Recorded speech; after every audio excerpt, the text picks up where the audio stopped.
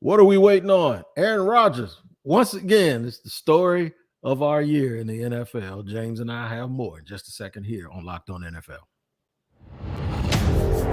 You are Locked On NFL, your daily NFL podcast. Part of the Locked On Podcast Network, your team every day.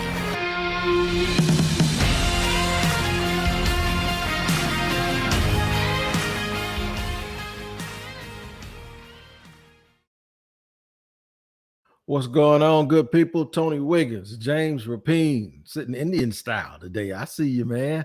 Don't see your Kobe Bryant books and all of that stuff in the background here on Locked On NFL. I'm going to let everybody know a secret. I'm going to tell you right now on Locked On NFL. We thank you for making us your first listen because it's your team every day here on Locked On NFL. James is in my city. I am.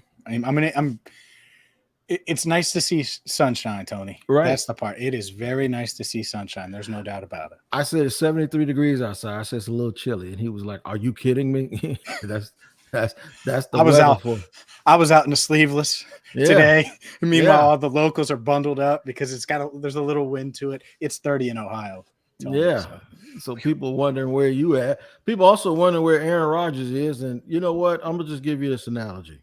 I had a buddy of mine that was dating this girl years ago, and he was putting her through it, man. And I was just like, but he told me I love her. He said, will you talk to her? Because I have this endearing way about myself. So I went and said, just hang in there. He'll be all right, man. So he kept screwing up over and over again. And he's my friend, so he's a good guy, right? So finally, the girl came and asked me in tears one day. She says, big bro, that's what she called me. She says, big bro, honestly, what should I do?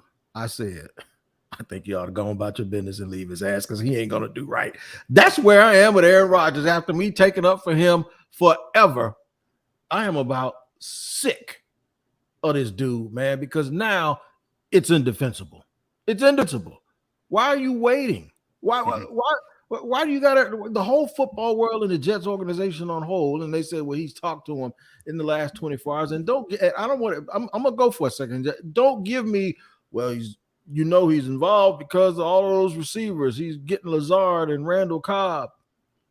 Didn't we defend him by saying that the Green Bay didn't consult him and didn't get him enough weapons? Mm-hmm.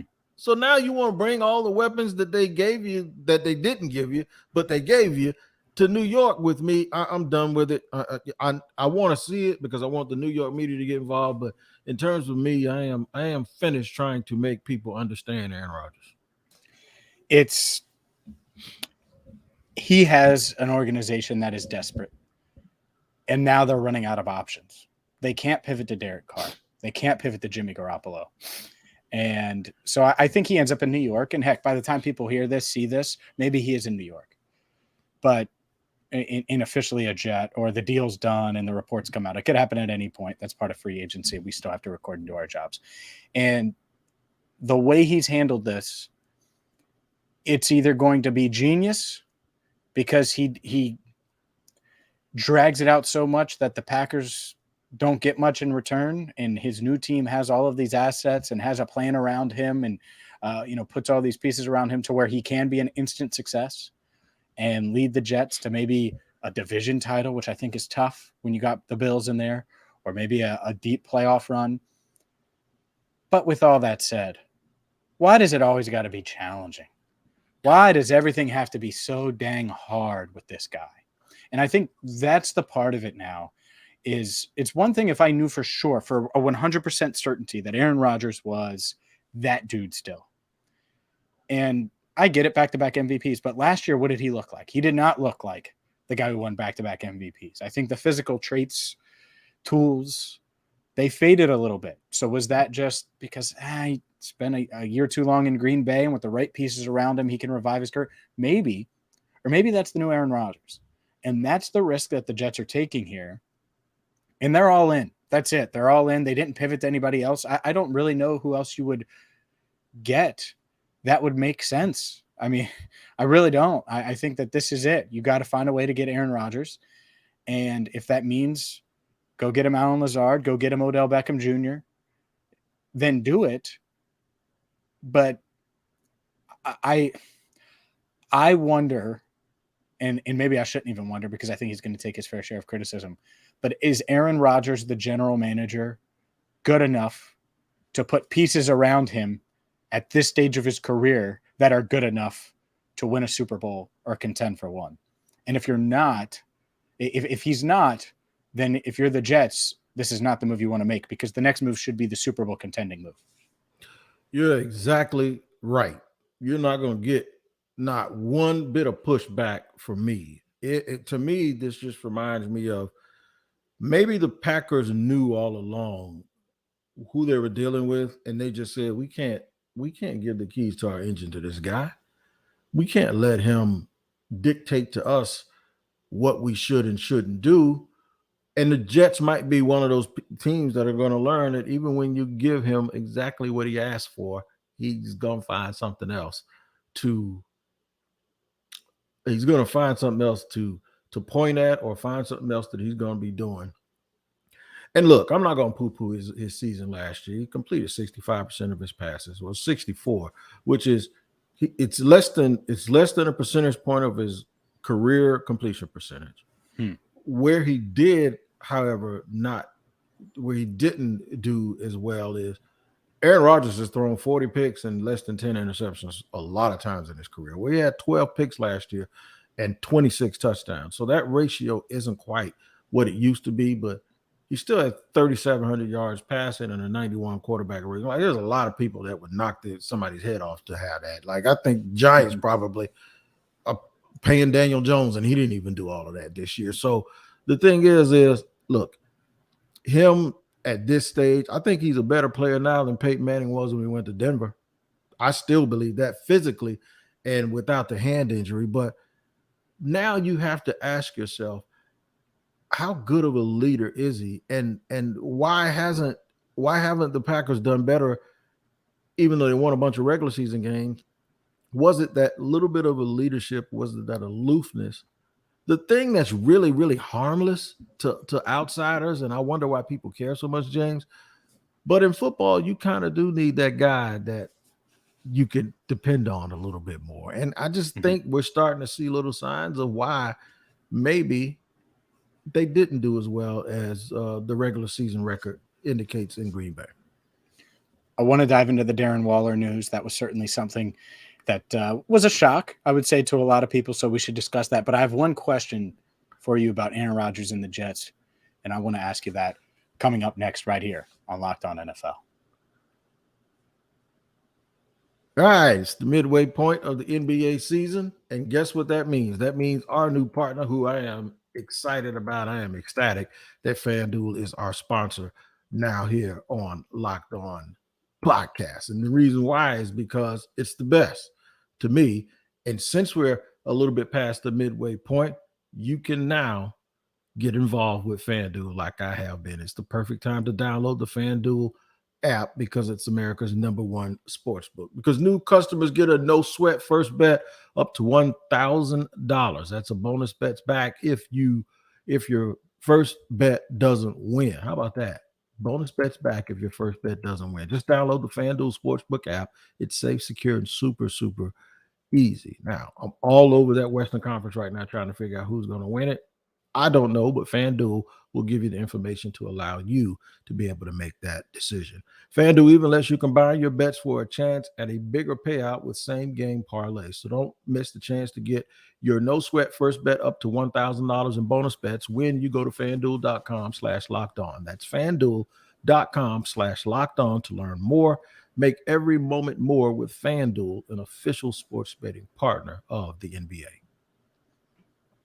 All right, Tony, before we get into Darren Waller, Diana Rossini reported that Aaron Rodgers provided the Jets with a wish list of free agents.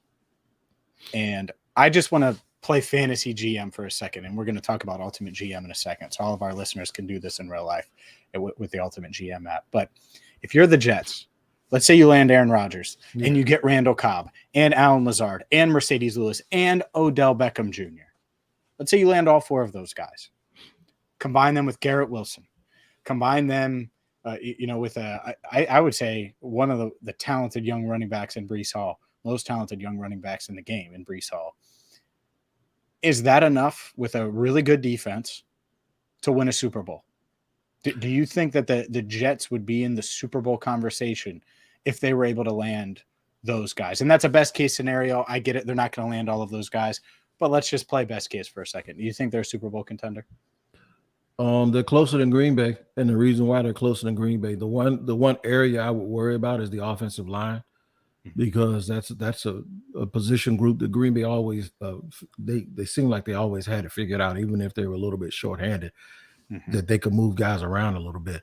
But I was gonna say, until you reminded me of something, I was gonna say that's Devontae Adams in the same crew. Let's just say, for the sake of this argument, just for one singular season, Odell can be Odell, and he could be just as good as Devontae Adams, which I don't think he is. But then you get Devontae and the rest of those guys with a couple of good running backs. That's the exact same thing he had last year when we said he didn't have enough. Here's the difference. You reminded me of somebody. Garrett Wilson and Odell with those guys, with the running backs, makes this skill position group much better than the skill position group they had for the last couple of years in Green Bay. But it would depend on the offensive line of whether or not they win a championship, because as we know, offensive line play, there's more than anybody. Offensive line play can be the difference between you winning a game and not winning a game, especially when you're talking about two very good teams playing for everything. Yeah, I think the offensive line is a really good point, and that's part of it, where this could be, pretty dependent on some things that we're just not even discussing.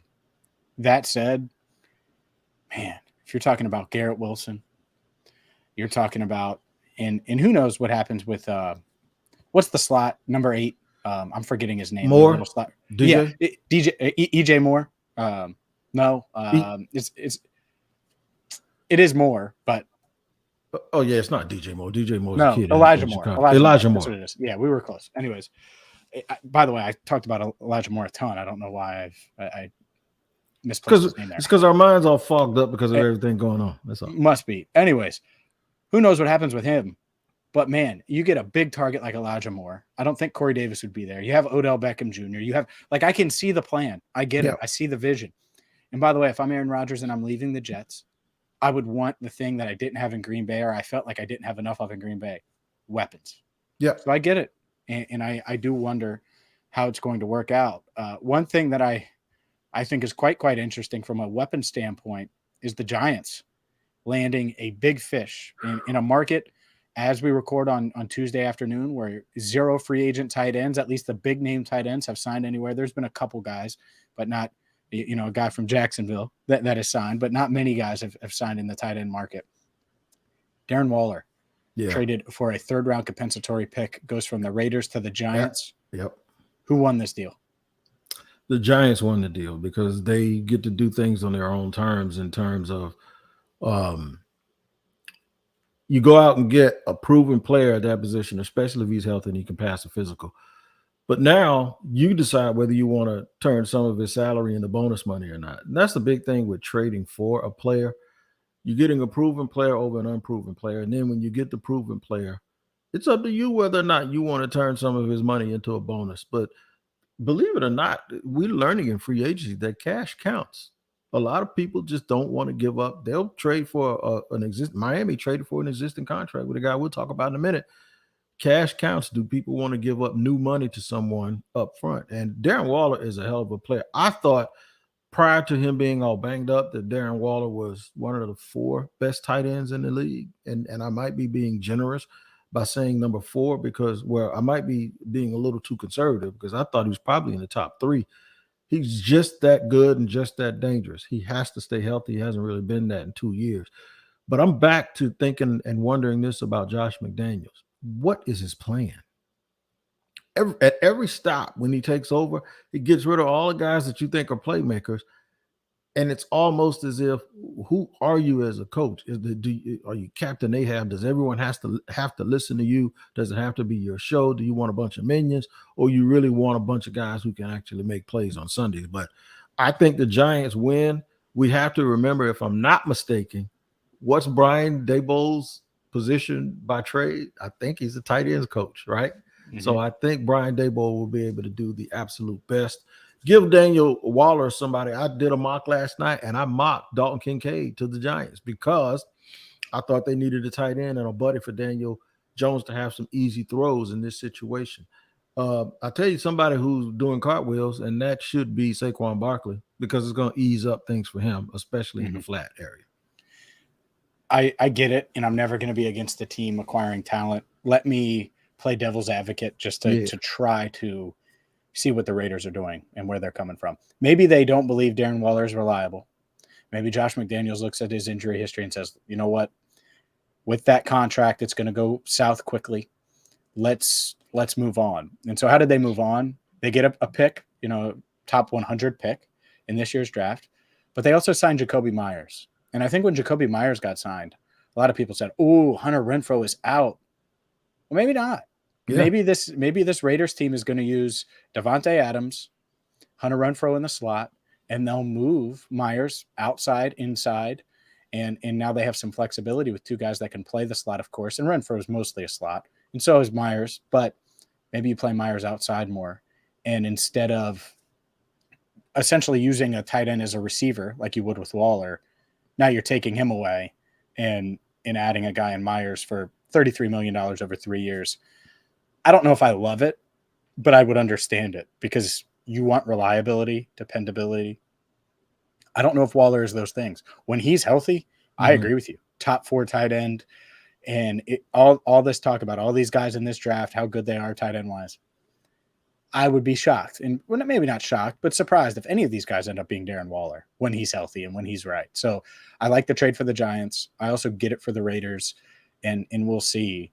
How much better are they? I don't know. Can Jimmy G be reliable? Is he much better than Derek Carr? I don't really think so, and I don't think he's more reliable. So that's the interesting thing about this is you got a quarterback with more of an injury history, but now you get rid of a tight end that certainly has some injuries and dealt with injuries last year. And meanwhile, if you're the Giants, you get that quarterback that you paid a bunch of money to, another weapon and a premier weapon in this league. So I can't hate it for them by any stretch. I won't be critical when you add weapons, no doubt. No, and the one thing I will add to here before we get to segment 3 is this.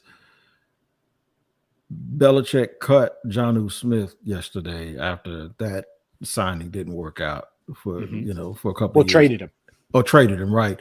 And then now with Waller gone, we used to think that everybody associated with New England was just like any tight end. Like you stick a tight end up there, it's just going to be the greatest. That's not true. Everybody ain't Gronk. This shows you now that Gronk is really, really special as one of the 2 best ever. But then even a guy like the late Aaron Hernandez on the field was at least a really, really good player. And now you've seen these dudes that have had tight ends that see a couple of guys that they don't like. So I will trust this. They know what it looks like, and when they see something and say this ain't it, you probably need to believe them.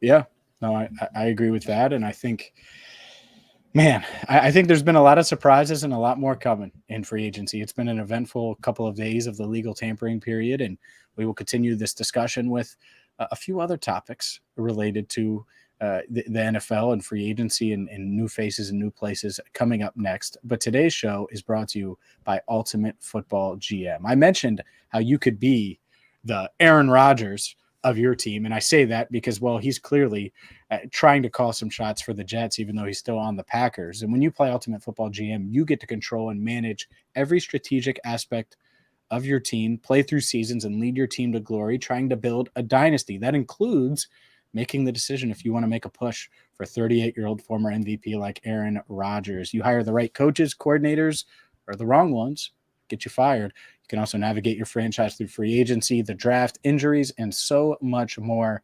Locked On NFL listeners get a 100% free boost to their franchise when using the promo code Locked On in all capitals in the game store. That's Locked On in all caps. So make sure you check it out today. To download the game, just visit ultimate-gm.com or look it up in the App Store. Again, ultimate-gm.com. Ultimate Football GM.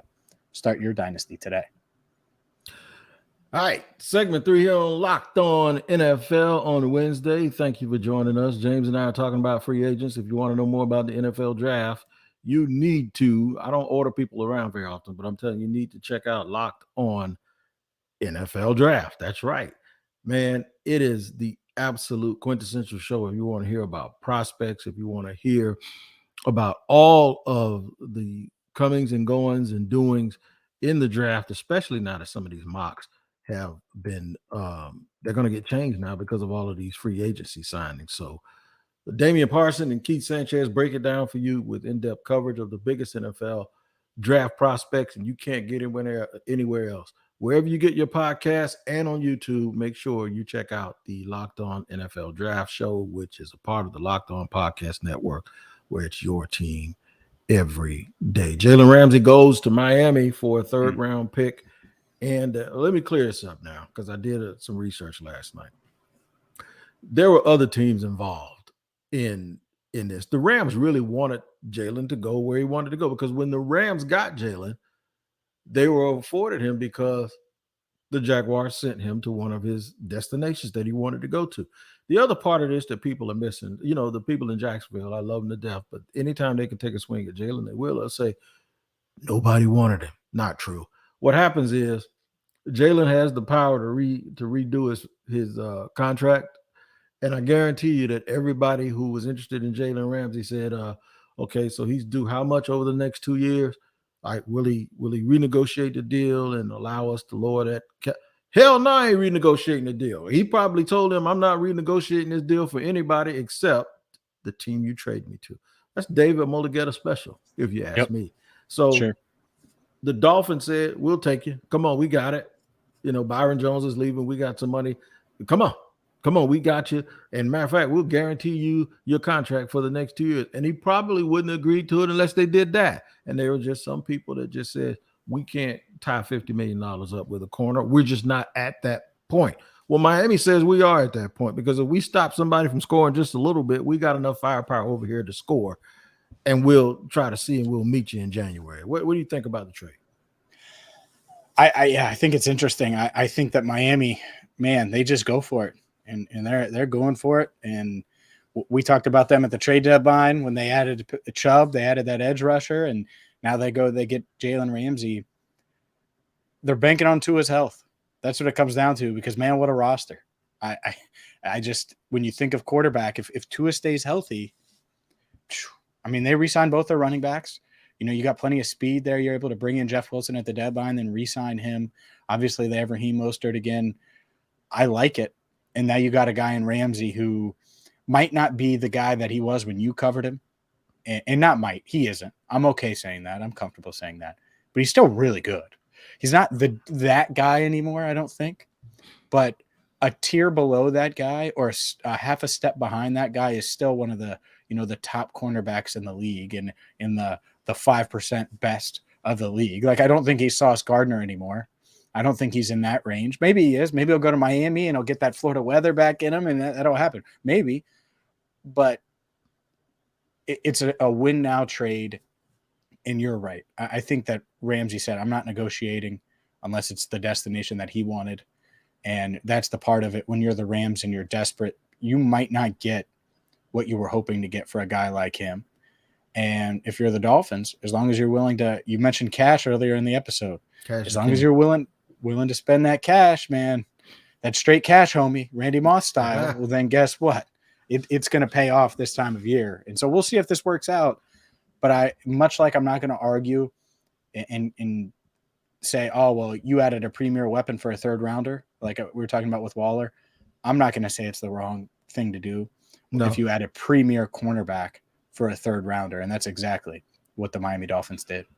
Let me tell you where I think Jalen Ramsey is. The reason why I don't think he is where he was when I covered him is for two reasons.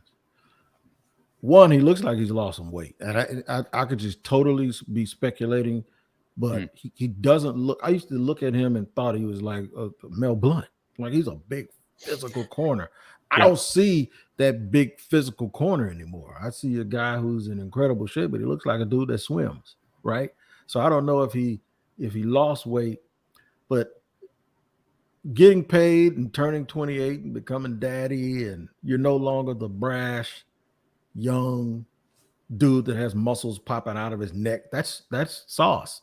And that's that kid up in Seattle. Those are those dudes that run all day. And I think he's at the age where you really have to prepare for it. But this is the most important thing. And I told somebody, in fact, the guy that I got into an argument with was his son plays corner in the NFL. And it's this proclivity for people like that to just go overrated. You know, when your son is a dude that's sort of a fringe type of guy, he's overrated. He's overrated. And I said, he's not. I said, the problem with the Rams is when he was in Jacksonville, he played corner. People love taking guys like that can do a lot of different things and saying, we'll move him around and we'll let him freelance and do this, that. No, some guys are better, especially at corner. You can't play a guy at corner all year, play him at star and safety and roaming around and not really having responsibilities, and then get in the Super Bowl and line him up against Jamar Chase and T. Higgins and think that they ain't going to put a whooping on him because he hasn't had those reps. More than anything, at corner, you need to be greased up and have done that constantly, over and over and over again, like you could rep it in your mind, right? Well, when you don't do that, your technique is off. And I think his reputation started to take a beating. And here's what happened. Nobody was scared of him anymore. People were trying him and they were throwing. They was like, we're going to throw at him. We ain't going to care because you know why? He's not going to be in position. He's going to depend on his ability. I think he has to get back to basics, and I think what Miami's going to do, they're going to stick him at corner opposite, Xavier Howard, and they're going to allow him to just play corner. Now, does that mean he'll get back to where he used to be with? No, I don't. That was he was in rarefied territory when he was here in Jacksonville, and when I say rare, I mean one of the 5 best I've ever seen at that spot. I don't know if that's the way it is now. So we'll have to see. This is going to be real important to see whether he makes the Hall of Fame, though. Because I think he won the title, but I think the reputation the last year and a half has kind of dimmed that, if you will, with so many people thinking it's the Hall of the Very Good anyway. So I think he's going to have a couple of Jalen Ramsey-ish type seasons to cement himself in Canada. Yeah, I don't think he's there yet. And I also think Xavier Howard, Jalen Ramsey, to me on paper, it's got to be the best cornerback tandem in the league. Who am I missing? I know the Jets can ball. I know, but there's not many. Not many like that, man. No. And when the fact right, that I'm sitting here trying to think about it, it tells you that there's just not many as a tandem. And Jets fans might be mad right now. And I'm a Bearcat, man. I love some sauce, but I don't think those two guys are as talented on paper. Right. Surtain in Denver, but very good. That's one guy, but that's not 2 guys. So heck of a 1-2 punch, and we'll see if it works out in Miami. We're a heck of a 1-2 punch, man, here on Wednesdays, here on Locked On NFL. That's right. And we're going to keep bringing it to you. And matter of fact, it doesn't stop with Locked On NFL. All you got to do is tap in tomorrow. You're going to have another crew, and they're going to be coming in, giving you the same type of deep dive into what's going on in the NFL. So make sure you check it out. Also, make sure you check out Locked On NFL Draft as well. For James Rapine and Tony Wiggins, we'll see you this time, same place next week here on Locked On NFL.